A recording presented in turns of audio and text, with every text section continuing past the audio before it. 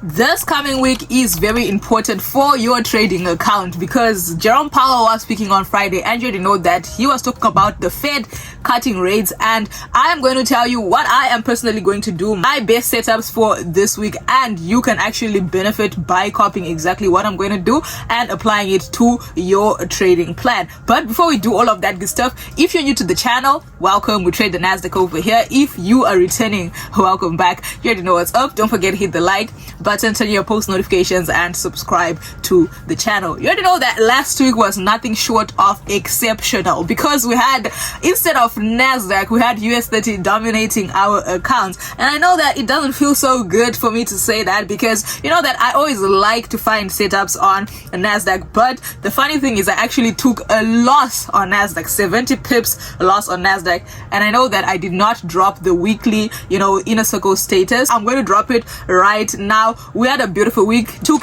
880 pips, including a minus 70 pip loss that we had on Thursday on Nasdaq. But overall, we had a really beautiful week as usual, and I'm really excited to share with you a little something I found on US30 and Gold. Just comparative analysis, right? I was doing that from Monday throughout to Friday, which is why I had more confidence in my US30 analysis because I had seen that happening, right? So straight into it, be able to see things like this in the market, you have to stay on your charts as often as you can. Obviously not saying you should be a chat zombie, but you should actually fall in love with these charts such that you can just sit down and say, I've seen this type of setup somewhere before, and you can go back and see how it played out, and then just compare that and see what's happening or what can happen. So I was recording this on Wednesday, right, because I had seen something really interesting on US30 and Gold right over here. US30, this is what the chart was looking like, and I went on Gold and I noticed this is also what the chart was looking like,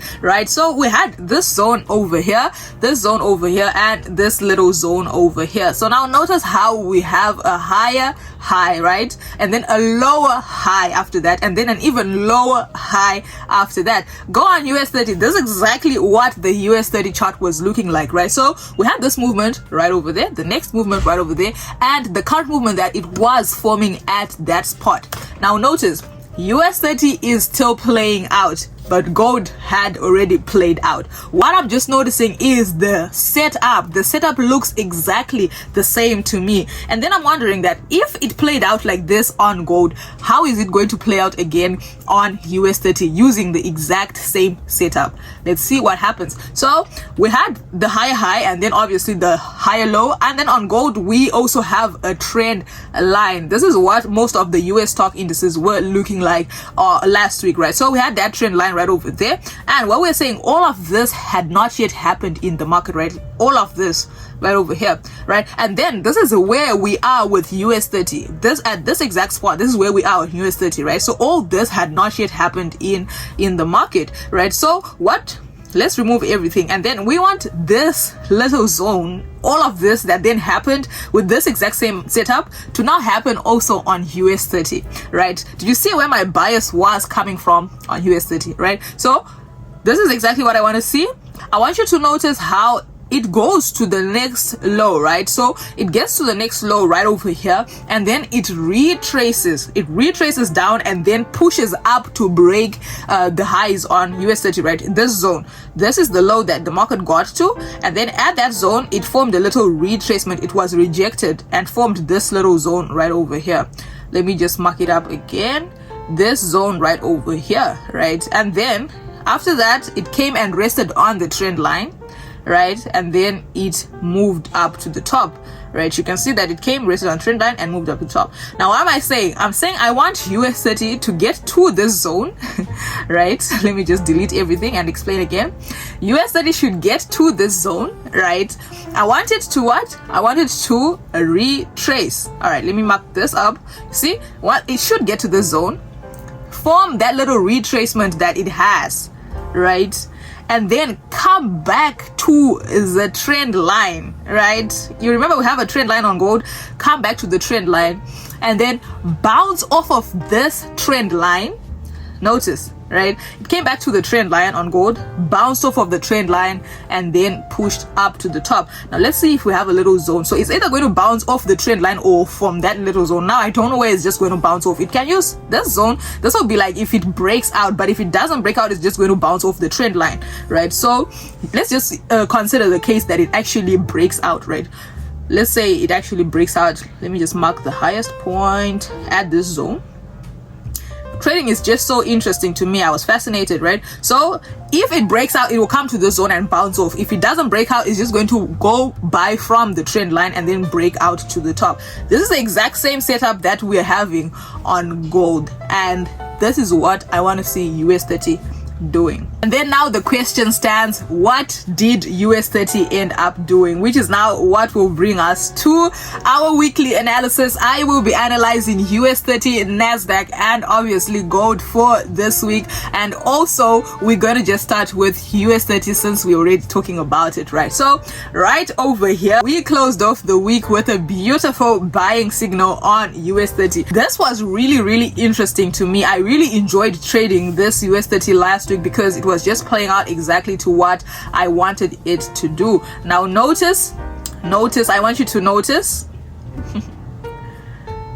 Alright, so now notice, right? So what did we say, right? We said US30 should reject off of this zone right over here, right?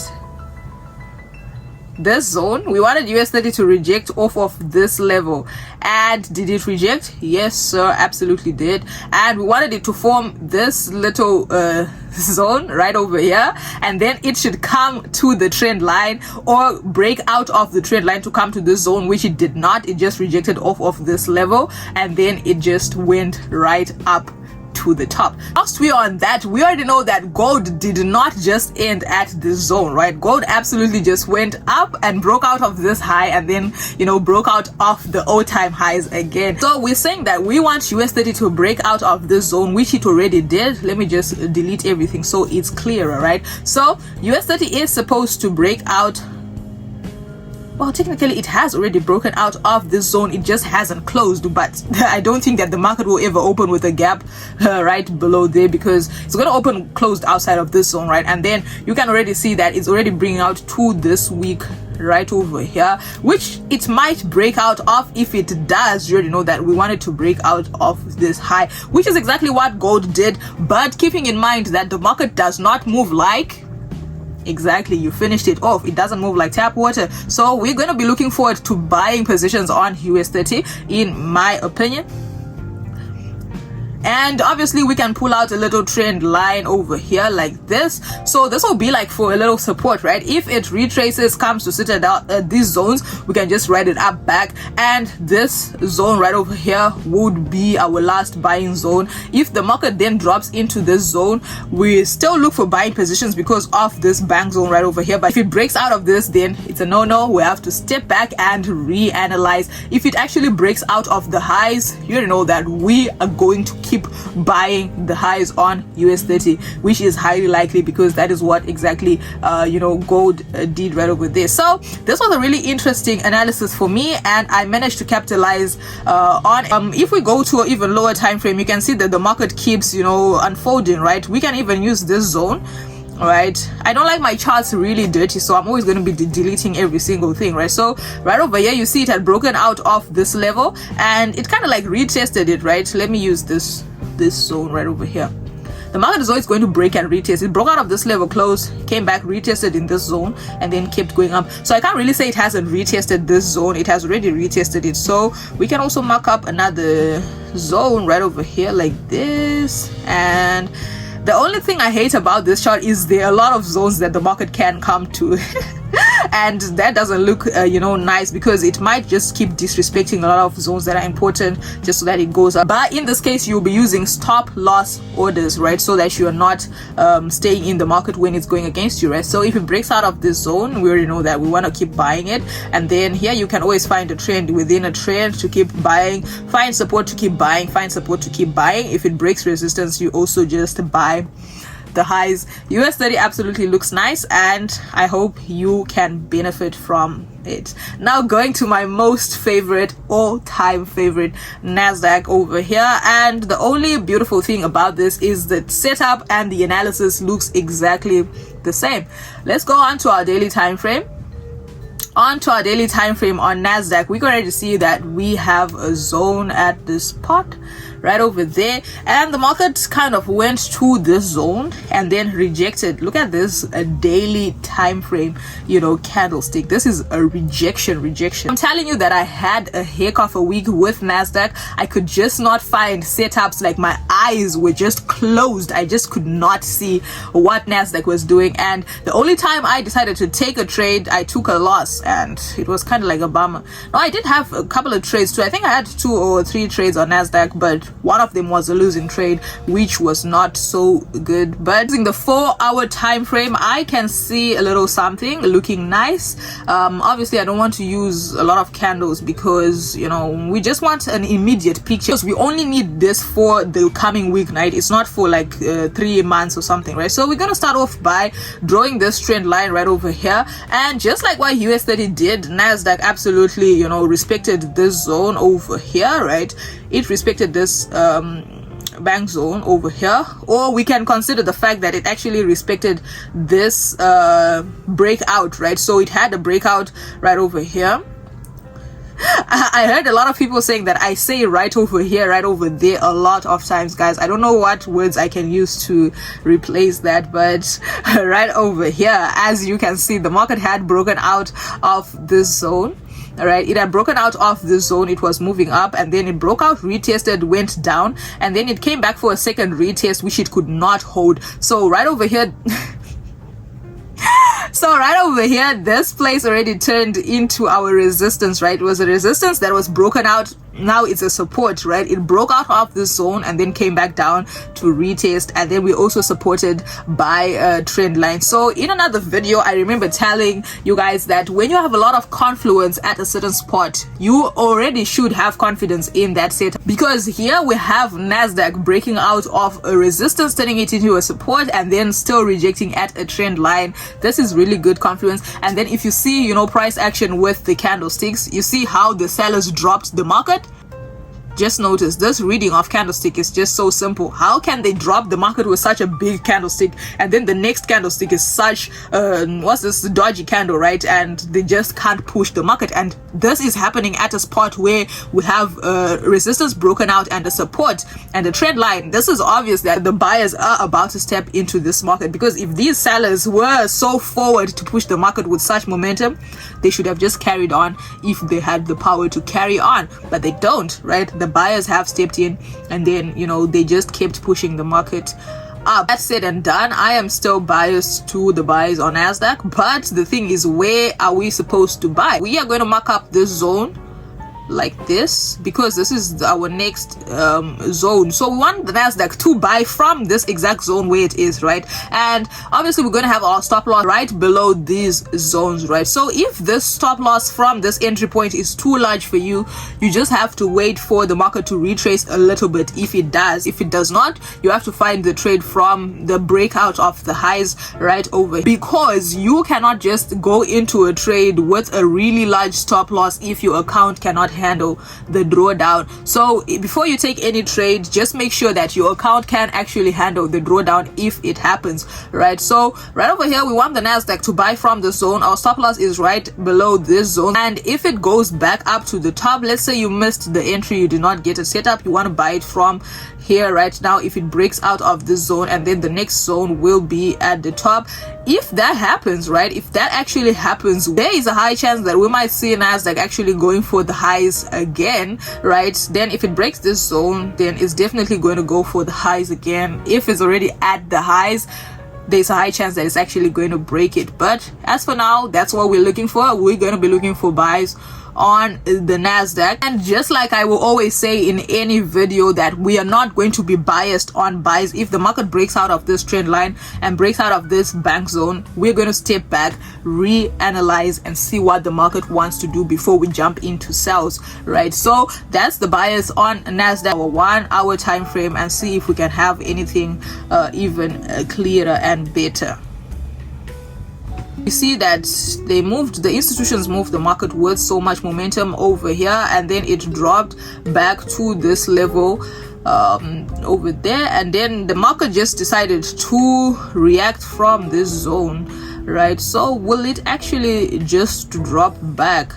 Now I think it's going to be, to avoid a lot of noise, we should just stick to our 4-hour analysis, because here there's a lot of noise, right? There's a lot of bank stuff happening at this zone. You should be more careful though of this level right over here.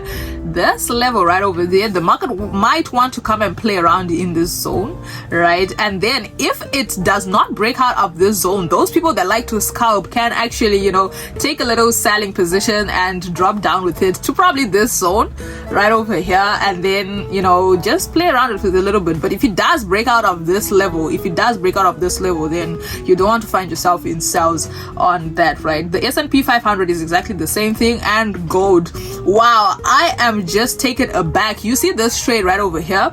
My student had given me this signal. So I normally don't check gold like that. I just, you know, analyze and teach gold when I'm teaching my students. And the fun fact is, this trade right over here is actually my student that gave me this signal, right? So they saw all of these things and told me that gold is going to buy from this zone, and I just marked it up right over here, and you know, it just played out exactly as they had predicted, right? So let's just see what gold is saying. And the obvious analysis, you can see that this is the obvious same analysis that we had, gold reacting off of a trend line, right? We had a lot of confluence at this zone, right? We had a break off the highs, break off a resistance, broken out, turned into support. Now it's at this zone, and then we just buy off of support, right? So what can we still be looking for on gold right over here, right? So let me just go on to a lower time frame, because the higher time frames do not look nice. I don't know, I just don't have a thing with gold, right? I just don't have a thing with gold, because I think it's really volatile for my liking. But nonetheless, we have this zone right over here. If we break out of this zone, I don't want to be quick to look for buying positions. I want it to break out of the zones. So if gold comes to the top, breaks out of the zone, that is when I'll be comfortable to look for buying positions. But before it does that, I will still look for buying positions in this zone, if it's me, right? In the zone. When it comes back to retest the trend line right over here, and then I would think that's safer to look for buying positions in the zone, or in the zone right over there. So you want it to drop down and then now look for buying positions, or you want it to break out of this level and then look for buying positions. But other than that, the market looks really good for this week. With that said and done, if you have any questions that you would want me to address or answer, just make sure you drop them down in the comment section below, and I hope you have a really lovely and profitable week. If you did enjoy this video, don't forget, hit the like button, turn your post notifications, and subscribe to the channel. Before me with that, it's been Tino, and I'll see you in the next lit video. Peace.